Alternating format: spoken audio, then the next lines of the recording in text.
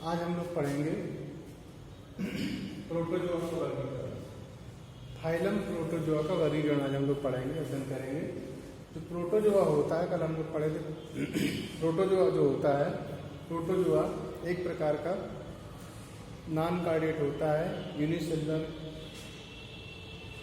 जो एनिमल होते हैं उस संघ में आते हैं, और इसके अंतर्गत हम लोग पढ़े थे कि जो उस प्रकार जंतु आते हैं जो एक कोष की होते हैं, अति सूक्ष्म होते हैं, और उनको देखने के लिए हमें सूक्ष्मदर्शी माइक्रोस्कोप की आवश्यकता होती है।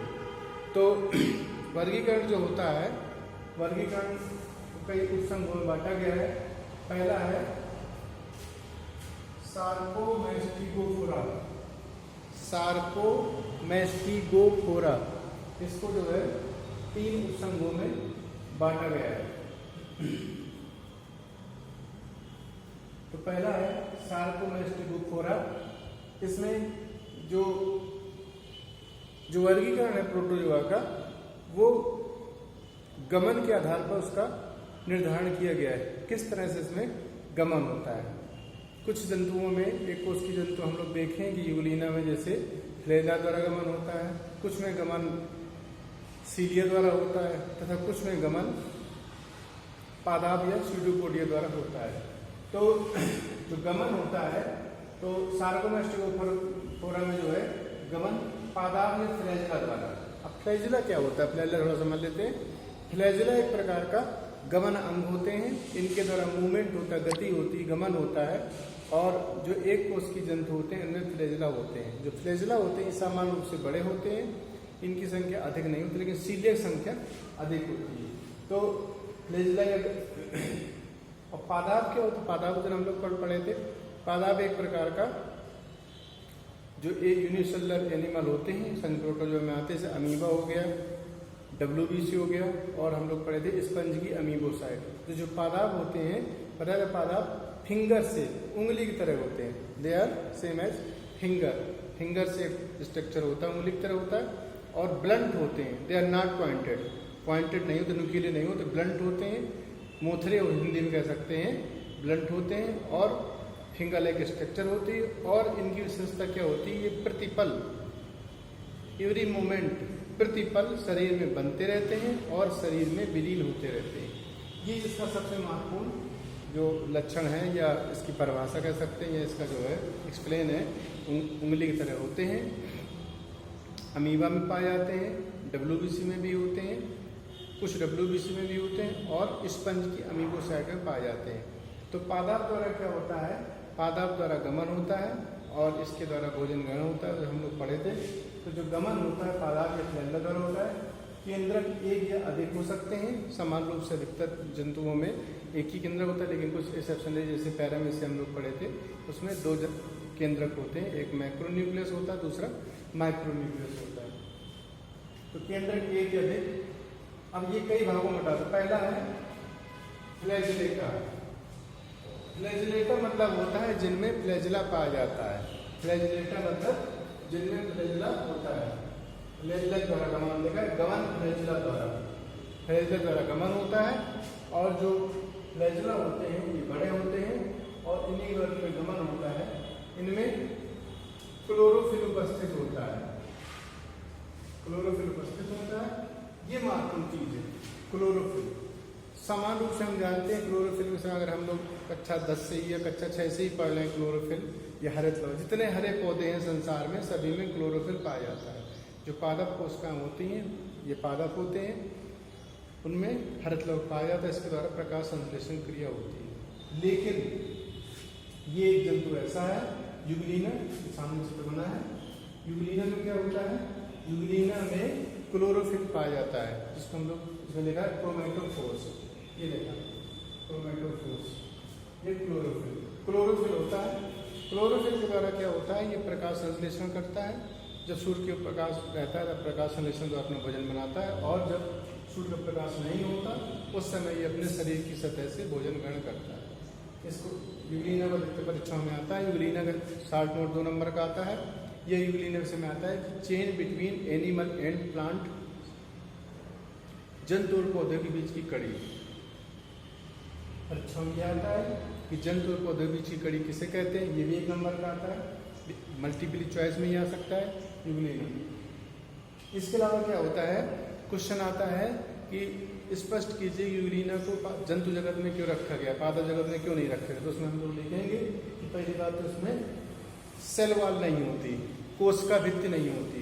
जो कोशिका भित्ति होती है, सेल वॉल होती है, वह केवल पादप कोशिकाओं में ही पाई जाती है और जंतु कोशिकाओं में नहीं पाई जाती है।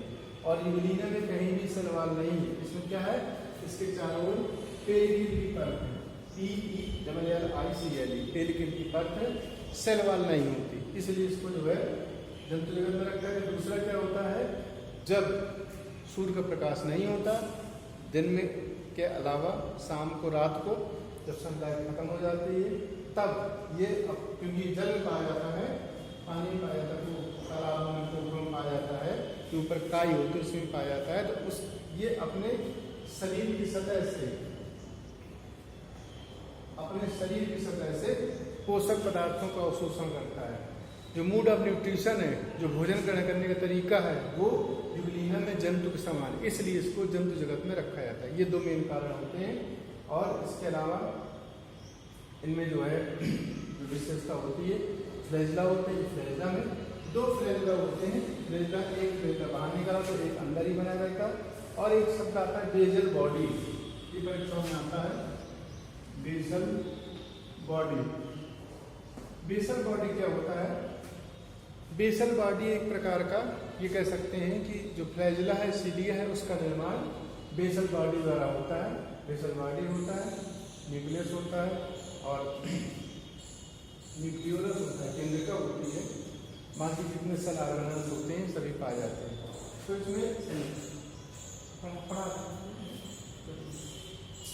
इसमें क्या होता है कि जो क्रोमेटोफोर होता है, क्लोरोफिल होता है, इसके द्वारा प्रकाश संश्लेषण करते हैं, प्रकाश संश्लेषण द्वारा भोजन बनाते हैं। तो ये यूग्लिना विषय क्लियर हो गया। अब आता है अगला ट्रिपैनोसोमा। ट्रिपैनोसोमा क्या होता है, एक रोग होता है अफ्रीकी निद्रा रोग, परीक्षाओं में आता है, बेहद इंपॉर्टेंट है। अफ्रीकी निद्रा रोग, स्लीपिंग सिकनेस।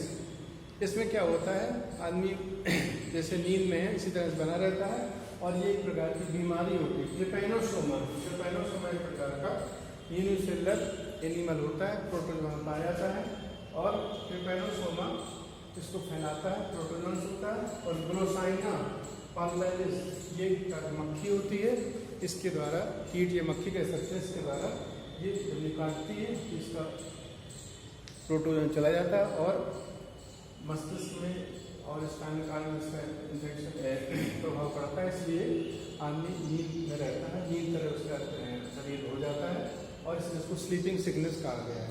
और ये वहाँ मक्खी जो है वहाँ की तरह काम करती है। अब अगला आता है वर्ग सार्कोडेना। सार्कोडेना में आता है पादाब।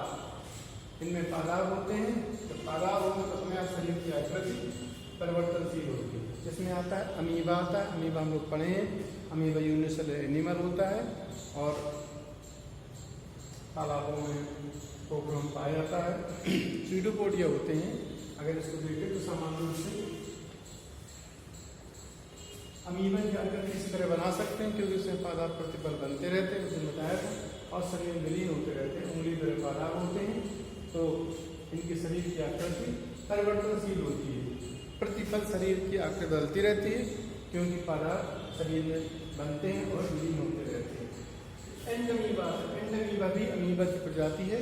एंटमीबा कई प्रकार का होता है। एंटमीबा हिस्टोलेट का होता है, एंटमीबा जिंजिले से होता है, कैंचे से एक से फैलता है और एक से जो है पायरिया रोग फैलता है। एंटमीबा कोलाई होता है, आँख में कोलन में पाया जाता है, और ये हमारे लिए हानिकारक नहीं होता, क्योंकि हानिकारक रोगाणुओं को भक्षण करता रहता है। तो इस प्रकार से जो है वर्ग सार्कोडेना में अमीबा में ओपेलानेटा। ओपेलानेटा जो होता है, इसमें आता है वह जंतु आते हैं एक कोष की जो इन्फीबिया के आते हैं। अभी इन्फीबिया थोड़ा समझ लेते हैं लोग। इन्फीबिया क्या, इन्फीबिया हिंदी में कहते हैं उभयचर। उभयचर मतलब जो जल और थल दोनों में रह सकते हैं। इसी तरह से एक शब्द आता है पादप उभयचर, प्लांट एम्फीबियन। प्लांट एम्फीबियन किसे कहते हैं, परीक्षा में क्वेश्चन आ जाता है। प्लांट एम्फीबिया होता है मांस के पौधे होते हैं, या ब्रायोफाइटा के पौधे होते हैं, या फ्यूनेरिया के पौधे होते हैं, या ब्रायोफाइट कह सकते हैं। उन्हें प्लांट एम्फीबियन कहते हैं क्योंकि इनके लिए जल की बहुत ज़रूरत होती है, जल की बेहद आवश्यकता होती है। जल के द्वारा ही इनमें फर्टिलाइजेशन होता है, जल के द्वारा ही मेल गैमेट मूव करते हैं और आर्चिगोनियम तक पहुँचते हैं थ्रेडियम से। इसलिए जो है ब्रायोफाइटा को या मांस के पौधे को या फ्यूनेरिया के पौधे को, ब्रायोफाइटा को सामान्य रूप से प्लांट एम्फीबियन कहते हैं। इसी तरह से जो एम्फीबियन होते हैं उनके हाथ में ये परजीवी रूप में पाए जाते हैं। गमन द्वारा होता है ओपेलाइना, इसका उदाहरण ओपेलाइना। अब आता है वर्ग उपसंग स्पोरोजोआ। पहला था सांपोमेस्टिस, अब आता है स्पोरोजोआ। स्पोरोजोआ में क्या है, अंतःपरजीवी। दो परजीवी होते हैं, एक बाह्यपरजीवी, अंतःपरजीवी। अंतःपरजीवी से कहते हैं जो शरीर के अंदर जो है परजीवी के रूप में होते हैं, ब्लड में रहते हैं, उसे अंतःपरजीवी कहते हैं। समुचर जिससे का ये महत्वपूर्ण चीज है, ये महत्वपूर्ण चीज है, बेहद महत्वपूर्ण चीज है। समुचर से रिक्तिका उपस्थित। समुचर से रिक्तिका क्या है, इसके हम लोग जानते हैं। समुचर से रिक्तिका अंग्रेजी में कहते हैं कॉन्टैक्टाइल वैक्यूल, हिंदी कहते हैं कुंचर से रिक्तिका कहते हैं या समुचर से रिक्तिका कहते हैं। इसका काम क्या होता है, ये लगातार अनावश्यक पानी को जो शरीर में आता है उसको बाहर निकालती रहती है। जो जलीय जंतु होते हैं कोशिका, उनमें ये पाए जाते हैं। क्योंकि ये अंतःपरजीवी है, इसलिए इसका जो कंसंट्रेशन ग्रेडियंट है, जो सांद्रता है, दोनों बराबर रहती है। इसका जो साइटोप्लाज्म की कोशिका द्रव की और इसके जो जहाँ पर इसके चारों का एनवायरनमेंट है, जहाँ पर ये परजीवी रोग रहता है, इसलिए इसमें एंडोऑस्मोसिस प्रोसेस नहीं होगी और इसमें कुंचन की आवश्यकता नहीं होगी। परीक्षा में क्वेश्चन आता है कि प्लाज्मोडियम में या जो अन्य परजीवी जंतु होते हैं एक कोष की, उनमें कुंचन रिक्तिका क्यों नहीं पाई जाती। तो उसका ये कारण है, मेन कारण है कि कुंचन रिक्तिका का मुख्य काम होता है परासरण नियंत्रण। हिंदी में कहते हैं परासरण नियंत्रण, अंग्रेजी में कहते हैं आस्मो रेगुलेशन। आस्मो रेगुलेशन जो होता है उसमें क्या होता है, जो अनावश्यक जल अंदर आता रहता है फ्रॉम दी जो प्लाज्मा लेयर में होती है, by the process of endosmosis. Endosmosis द्वारा जो आता रहता है उस अनावश्यक जल को लगातार बाहर निकालने की क्रिया को आस्मो रेगुलेशन कहते हैं, हिंदी में कहते हैं परासरण नियंत्रण कहते हैं। और ये क्रिया लगातार चलती रहती है, 24 आवर कॉन्टैक्टेड वैक्यूल बनती रहती है, गोल होती है, उसके चारों माइक्रोकांड घेरा होता है और ये लगातार अनावश्यक पानी बाहर निकालती रहती है। क्योंकि ये अंतःपरजीवी है, इसलिए इसका जो कांस्टेंट ग्रेडियंट है, जो सांद्रता है, वो सांद्रता कंसंट्रेशन ग्रेडियंट है, वो सांद्रता इसकी बराबर होती है। इसलिए न तो इसके अंदर पानी जाता है, इस चारों एनवायरनमेंट जो अंतःपरजीवी होते हैं, एंडोपैरासाइट होते हैं, इसलिए उसमें ये नहीं पाई जाती है। इसमें उदाहरण पहला वर्ग प्लाज्मोडियम। प्लाज्मोडियम थोड़ा समझ लेते हैं। प्लाज्मोडियम वाइवेक्स इसका पूरा नाम है, एक तो उसकी यूनिसेलुलर प्रोटोजोआ में आता है, जैसे हम लोग देख ही रहे हैं। प्लाज्मोडियम वाइवेक्स जो होता है वह मादा एनाफिली जो मच्छर होता है, फीमेल एनाफिली मच्छर होता है, उसकी सलाइवरी ग्लैंड में लार ग्रंथि में पाया जाता है। और ये जो है जैसे फीमेल एनाफिलीज काटता है, मच्छर काटता है, हम लोग अनुभव करते हैं तो हल्की सी इरिटेशन होती है, खुजलाहट होती है। खुजलाहट इसलिए होती है कि जैसे वो काटता है तो अपनी एक बूंद सलाइवा की डाल देता है। क्यों डाल देता है, जिससे ब्लड क्लॉटिंग की प्रक्रिया रुक जाए, खून की जमने की प्रक्रिया रुक जाए। क्योंकि जैसे ब्लड की प्रोसेस जो एक वो होता है नेचुरल प्रोसेस होती है, जैसे रुधिर रुधिरवाहिनी से बाहर निकलता है तो उसमें ब्लड क्लॉटिंग प्रक्रिया तुरंत शुरू हो जाती है, खून जमने प्रक्रिया शुरू हो जाती है। तो जैसे ही खून जमने न लगे और उसको पीने में, खून चूसने में दिक्कत ना हो, इसलिए वो एक बूंद अपनी सलाइवा की डाल देता है। उसमें एंटीकोगुलेंट होते हैं जो खून जमने की प्रक्रिया को डिलेट कर देते हैं, रोक देते हैं, धीमा कर देते हैं या विलम्ब कर देते हैं, देर में कर देते हैं, जिससे वो आसानी से खून चूस ले। और उसी सलाइवा में कभी कभी प्लाज्मोडियम वाइवेक्स, इसका पूरा नाम है प्लाज्मोडियम वाइवेक्स, प्लाज्मोडियम वाइवेक्स भी चले जाते हैं। और जो प्लाज्मोडियम वाइवेक्स होता है ये एक प्रकार का प्रोटोजन होता है, परीक्षा में आता है। मच्छर मादा एनाफिलीज से कौन सा रोग फैलता है, कौन सा काम करता है, उसमें लिखा जाएगा प्लाज्मोडियम वाइवस लिखा जाएगा। परीक्षा में आता है कि प्लाज्मोडियम वाइवस किस में परजीवी के रूप में पाया जाता है, उसमें लिखेंगे मादा एनाफिलीज मच्छर सलाइवरी ग्लैंड में पाया जाता है। इसके बाद से आता है पायरोप्लाज्मिया टेक्साल पशु में पाया जाता है। ये एक प्रकार का परजीवी होता है, उनके आरबीसी में परजीवी में पाया जाता है और बैक्टीरिया इसका नाम होता है और ये जो है टेक्साल पर फैलाता है। अब आता है तीसरा निडोस्पोरिया।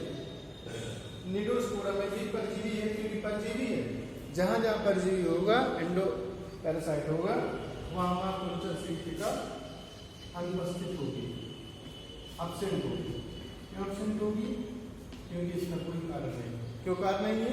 क्योंकि उसमें इंडो ऑस्मोसिस प्रोसेस नहीं होगी। क्यों नहीं होगी? इसलिए होगी कि जो बाहर का कंसंट्रेशन ग्रेडियंट है, जो ब्लड का कंसंट्रेशन ग्रेडियंट या आरबीसी कंसंट्रेशन ग्रेडियंट सांता है, वो उसके कोर्स पर करके सांता के बराबर होगी, इसलिए उसमें इंडो ऑस्मोसिस नहीं होगा और इसकी आवश्यकता नहीं होगी।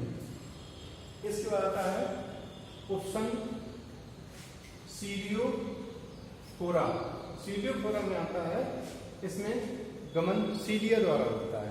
अब सीलिया किसे कहते हैं? हम लोग पढ़े थे, फ्लैजिला जो होता है बड़े होते हैं, सीलिया छोटे छोटे होते हैं। ये होते हैं सीलिया, ये पैरामीशियम में पाए जाते हैं। हम लोग पैरामीशियम देखते हैं चित्र में और लैब में भी आप लोग देखोगे,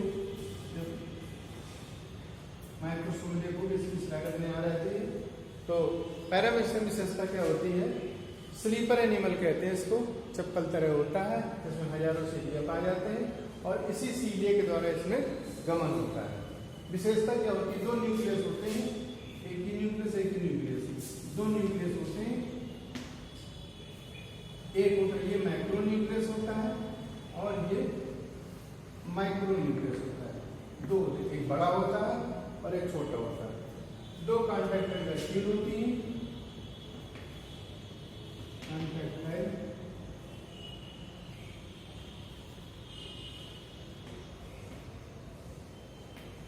वैक्यूल ये एंटीरियर होती है और ये पोस्टीरियर होती है। दो होते हैं कॉन्टैक्टर वैक्यूल। यहाँ फ्लैजिला होता है, इस फ्लैजिला के द्वारा तेजी से मूवमेंट होता है और यहाँ पर फूड भोजन आता है और ये भोजन से यहाँ पर फूड वैक्यूल बनती है। ये फूड वैक्यूल है। फूड वैक्यूल में भोजन का पाचन होता है। ये फूड वैक्यूल, ये फूड वैक्यूल, ये फूड वैक्यूल है। फूड वैक्यूल में भोजन का पाचन होता है और इस प्रकार के पाचन को अंतःकोशिकीय इंटरसेलुलर पाचन कहते हैं, डाइजेशन कहते हैं। तो जो सीलिएटा होता है उसमें पैरामीशियम आता है, उपसंग सीलियोफोरा वर्ग सीलिएटा आता है। समझ लिखा है, समझने जगह नहीं थी। सीलिए वर्ग क्लास सीलिएटा आता है। सीलिएटा में इसमें पैरामीशियम आता है, इसमें असंख्य सीलिया होते हैं और इनके द्वारा ये गमन करता है।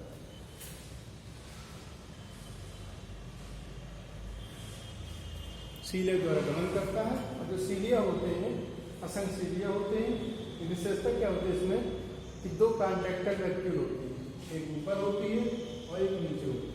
अब इसमें कॉन्ट्रैक्टर वैक्यूल उपस्थित है। क्यों उपस्थित है? क्योंकि ये जल में पाया जाता है। तो जल में पाया जाएगा। परीक्षा में क्वेश्चन आता है, क्वेश्चन ये आता है कि अगर अमीबा को सामान्य अमीबा को, जो अमीबा प्रोटियस है, उस अमीबा को समुद्र के पानी में डाल दिया जाए या नमक के जल में डाल दिया तो क्या होगा? जब समुद्र के पानी में डाल दिया जाएगा तो अमीबा के अंदर का जो एंडोप्लाज्म एक्टोप्लाज्म है और बाहर का ये दोनों बराबर हो जाएगा, दोनों की सांद्रता बराबर हो जाएगी और जब सांद्रता बराबर हो जाएगी अंदर पानी जाना बंद कर देगा। जब पानी जाना बंद हो जाएगा, इंडोऑस्मोसिस बंद हो जाएगा, अंतःप्राशन बंद हो जाएगा, खत्म हो जाएगा, तो अनावश्यक जल नहीं जाएगा। तो कुंचन सी रिक्तिका कॉन्टैक्टाइल वैक्यूल काम करना बंद कर देगी और उसकी आवश्यकता नहीं रहेगी। क्वेश्चन आता है यदि समुद्र के अमीबा को ताजे जल में डाल दें, तालाब के जल में डाल दें तो क्या होगा? यदि समुद्र के अमीबा को तालाब के जल में डाल देंगे तो क्या होगा? ये होगा कि जैसे समुद्र के अमीबा को तालाब के जल में डाला जाएगा तो इसमें कुंचन सी का कार्य करना शुरू कर देगी। क्यों कार्य करना शुरू कर देगी? क्योंकि अंदर पानी आना शुरू हो जाएगा। पानी आना शुरू हो जाएगा, तो ये तुरंत बनने लगेगी। ये निर्विग्राम कुंचल से रिक्तिकरण कुंचित प्रकार करना शुरू कर देगी। और क्वेश्चन एक आता है कि अगर अमीबा को डिस्टिल वाटर में डाल दिया जाए या जो आंसू जल उसमें डाल दिया जाए, तो पहली बात ये कि अगर डिस्टिल वाटर में डालेंगे तो उसको भोजन नहीं मिलेगा, भोजन नहीं मिलेगा तो भूख से ही मर जाएगा। पहली बात। दूसरी बात, अगर डिस्टिल वाटर में डाल देंगे, डिस्टिल वाटर बहुत शुद्ध होता है। जब डिस्टिल वाटर तेजी से पानी अंदर जाएगा, जब अंदर पानी जाएगा तो कुंजन गैस की जो दर है वो बढ़ जाएगी, बनने की दर बढ़ जाएगी कुंजन अगर उसको आंसू जल में डिस्टिल वाटर में डाल दें। और ये प्रक्रिया लगातार चलती रहती है। तो इस प्रकार से ये सीलियोफोरा में सीलिएटा वर्ग सीलिएटा है और इसमें कई चीज़ें आती हैं, जैसे इसमें जो है प्लाज्मोडियम आ जाता है या ये आ जाता है ट्रिपैनोसोमा आ जाता है। ट्रिपैनोसोमा बहुत इम्पॉर्टेंट है, इसलिए जो अफ्रीकी निद्रा किसके द्वारा होता है। और ये जो है वहाँ कीट मक्खी है, ये इसको काटती है उसको, तो ये ट्रिपैनोसोमा पहुँच जाता है। और इसमें लिखे दे रहा हूँ अफ्रीकी निद्रा रोग फैलाता है, क्योंकि जो है इसका ब्रेन इन्फेक्शन करता है, स्तन का इन्फेक्शन करता है। इसी प्रकार से प्लाज्मोडियम वायरस आ जाता है, जुगलीना आ जाता है। बेहद इंपॉर्टेंट है, परीक्षाओं में ऐसे क्वेश्चन आते हैं, मल्टीपल चॉइस में आते हैं और डिटेल में भी 2 नंबर की टिप्पणी भी आती है जुगलीना के पैरामेडिसिन में। इसके अलावा कंपटीशन में भी इससे काफ़ी क्वेश्चन निकलते हैं जो एग्रीकल्चर परीक्षाएँ होती हैं, अन्य परीक्षाएँ होती हैं, तो उसको ध्यान समझ लेंगे